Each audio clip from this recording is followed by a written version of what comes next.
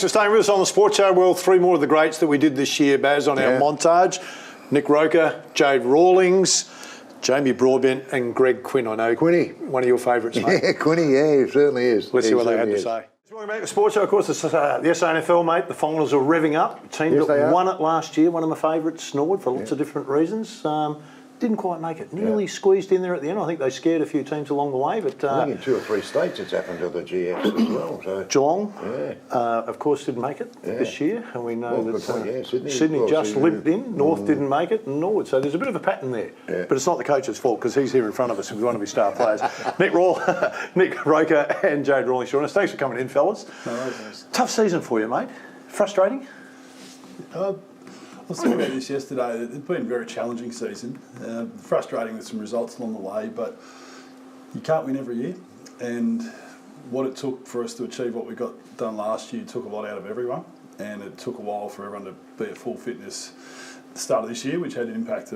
Our season was done pretty much in the first month when we were zipping 4, which led to zipping 8. But one of the more proudest seasons I've had as a coach, because that could have derailed really easily. Yeah. But I kept saying to the players, I'll just commend them for how they stayed in mentally, which is a bit on us as a club for the leadership. But the players hung in mentally, and then we ended up the last 10 games. I think we lose 3 out of the last 10, and left too late. Damage was done. But it's actually one of the proudest seasons I've had in my reflection because of the way we actually stuck together in the times of adversity. Hey, mate, let's talk about the adversity. I just want to touch on it. I know it's a really difficult one with Nick Loden. It was tragic, the things that happened, but the club has to go through that process, and it may happen for other organisations and for the people that are watching this. Of course, Nick tragically lost his life. What advice would you give to clubs and people that have to move through that? I don't know if I have advice, Phil, but I know that what worked was how we supported each other, and unfortunately, when I was informed, my job was to let the leaders know, and this unbelievable young man next to me, when I told him, his mind went straight to how I am, which blew me away. That some of my players and our young men actually were worried about how I was going to be, which then drove me as their coach to make sure the whole group's okay. But as a club, we did it together. You hear the call, stick together, but I don't think people fully know what it means. And then when it was really required, our group and our club stayed together. And to be frank, I haven't had the time to reflect on how we've actually navigated our way through the last month with all the things that unfortunately come with the passing of Nick. But I think we'll all look back and realise that it was because we were bound together that allowed us at least, because life had to go on. That's the hardest bit, Phil and Barry. We had to keep focusing on the competition that we're in after losing a teammate who played in our premiership last year and was in our team in round 9 this year, and a housemate of Nick's. And so it's been this challenging thing I've been through in my career, and I'm really proud of our club, but most of all our players for how they've been able to rally, stay on task and complete a footy season whilst dealing with the challenge of Nick not being their teammate and their mate anymore. It's such a tough industry, mate, isn't it, really? I mean, I know a couple of lads who had mates around when the draft was on that didn't get drafted. You have to be really, really careful with these kids. And what you're talking about, team support, that is so vital to for players' well-being. I mean, that kid that has all his mates around, they all go home and leave him there. He sits there and thinks, what happened? What happened? Yeah, it's a tough game. Because the young men are driven to aspire to get to the highest level of footy they can, and we can't assume that because it didn't go their way that they're okay with it. Nick was driven to play AFL after his Gippsland power years, and still to this season, that was something he strove to try and do, was be an AFL player. And in this position, all we can do is try and champion their aspiration and push them to see how they get there. But if and when it doesn't go their way, the fallout is different with each person. And that's why as a club you try and provide an environment where they feel like support numbers, and I'm still playing high level, I enjoy where I'm at, I'm getting support and I'm improving. So it's quite seductive. I feel you've been at the top, and to get there is great, but there are a lot of pitfalls with it as well when you are there. Sure is. Or everyone thinks they want to get there, but it's not for them. So there's a lot of layers to it. back to SA Sports Show. I'm Greg Anderson, and I'd have to say I'm a bit biased, but I'm at the greatest ground in the world, and that's Albion Oval. You know, I love playing on this ground. I love watching football on this ground. Now, I'm here with Jamie. Yes. But when I played, I used to get very nervous, you know, and especially today, with, you know, Port versus Central is always a big clash over the years. How are your butterflies as the central umpire? Yeah, funny. Don't probably get the nerves like you're explaining, but you're right. It is a big clash. You got Port and Central Districts, massive rivalry over a lot of years. Yeah, it should be a great clash today. And what are this ground though? No, it's absolutely fantastic. Look, I know the preparation of the ground is, you know, for the power and also the SANFL, so a little bit extra attention. Yeah. It must be beautiful just to run on. Oh, it is. It's lush. It's like lawn bowls, really. Have a look at the surface of it. Green, had a bit of rain, but still doesn't affect the surface, which is, yeah, fantastic. Now, central umpire today, so does that mean you're in charge, or it's pretty even between the three of you? Yeah, good question. So as you know, we got goal, boundary and field umpires, so when we walk across the white line, we're essentially a team. There's no one particular umpire in charge out there. We're all there to help each other out at the end of the day to hopefully get the right outcome and, yeah, the best result for umpiring. Now, football, there's so much skill involved. Your marking and your spoiling and your short passes, your big long kicks, and for an umpire, you've got so many decisions to make. There's so many interpretations, and is there one that sort of you get a bit nervous about going into a big game? Not particularly. As an umpire, we all like to pay holding the ball. I think that's the best decision we can pay on the day. There's so many different interpretations of it now, and especially the one with the hand on the back. For the push. The push. Yeah. So you've got all these new rules coming in. You're not going to have everyone agreeing with you, obviously, and that's part of umpiring. Yeah. But that throws another spanner in the works, doesn't it? Oh, for sure. Like you said, there's so much to umpiring. A motto we use in the SANFL is just pay the blatant and obvious free kicks. None of the 50-50 business, and therefore we're consistent on the day and throughout. Now, it's probably pretty easy, leading, into the different breaks, and it might be a number of decision that might be a goal, and the crowd's not happy about it. But obviously, that last 5-6 minutes when the going is tough and the scoreboard's very, very tight, you must be nervous then. Yeah, a little bit. You tend to get the atmosphere from the crowd and the build-up and from the players and excitement, and the crowd gets vocal, but at the end of the day, it's the same for us, playing our obvious and blatant free kicks, and nothing changes. So just remain calm and composed, really.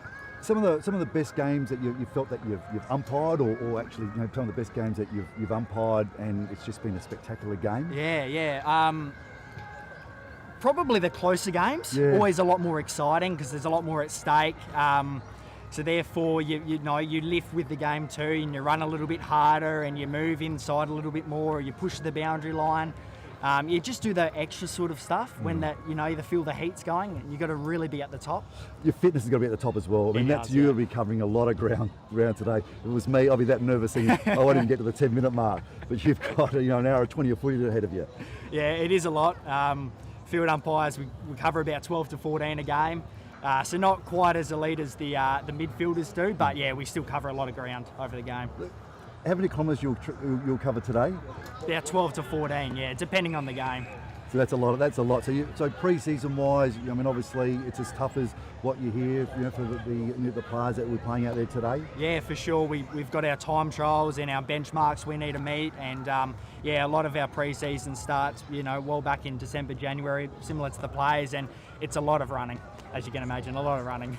Now, what about the crowd? I mean, we're probably going to have 1,000 or so here today, and the Albion Oval. And there's not too many Port supporters that really going to agree too often with your decisions against Port. We know that. How do you cope with that? Yeah, it's a good question, and one you get a lot as an umpire. But it's funny, out in the middle, you don't actually hear as much. It all turns into a bit of a blur as one big noise. So you don't hear specific comments or general, trends of the crowd, what they're thinking.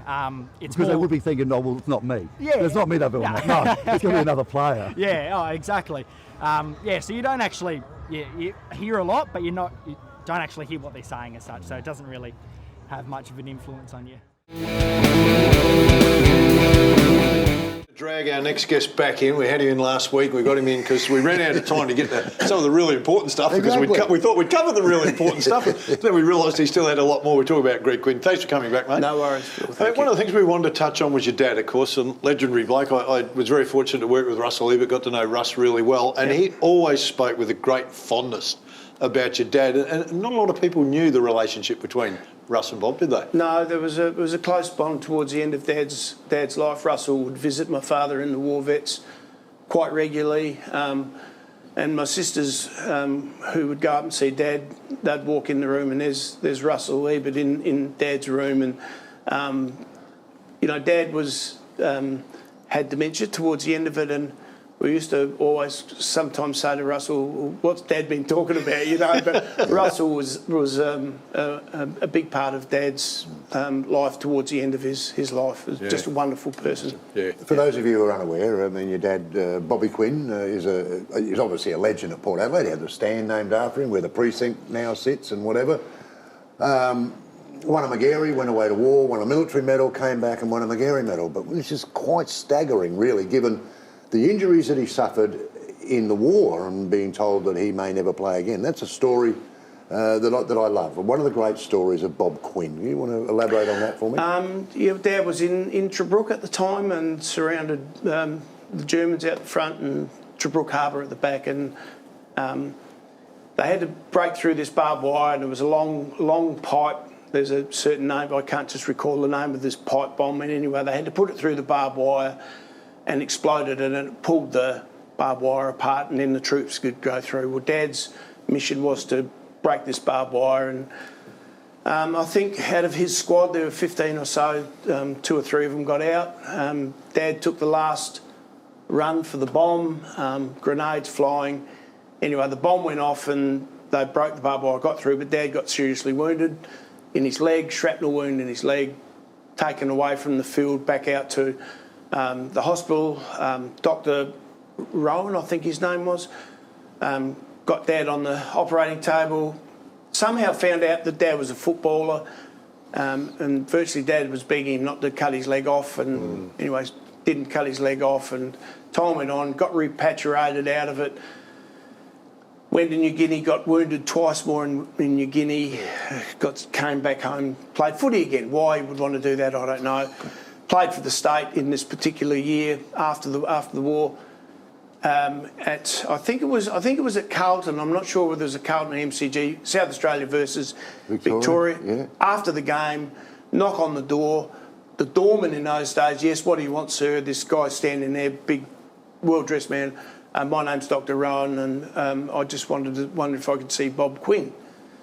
Well, what had happened was Dr. Rowan had seen the budget the day before and seen South Australia RB Quinn captain, and he said, surely it can't be the same bloke that I operated on the war, and came in, and the bloke said, Bob, there's someone to see, and who the bloody hell's he, and after Victorian game, so. And he comes and the doctor said to Dad, you probably don't remember me. And Dad, who was a great one for pointing, he said, I remember you, Doctor. Yeah. And he said, I couldn't believe that after the injuries that this was happening. He said, now, Quinn, get up on that table and pull your pants down because I want to have a look at my handiwork. And Dad got up on the table and he looked at the wound, which was a considerable wound. It was and he said, I did a good job, didn't I? He said, yes. We've had some amazing sports people through the course of this year. It's very hard to choose, isn't it? I mean, when we were thinking about this last week, so many really, really good ones that we probably missed a few out, but these are gems. Probably only missed about 20 or 30, mate. That's right. That's exactly right. We have. Hey, stay with us. A bit more to come after the break.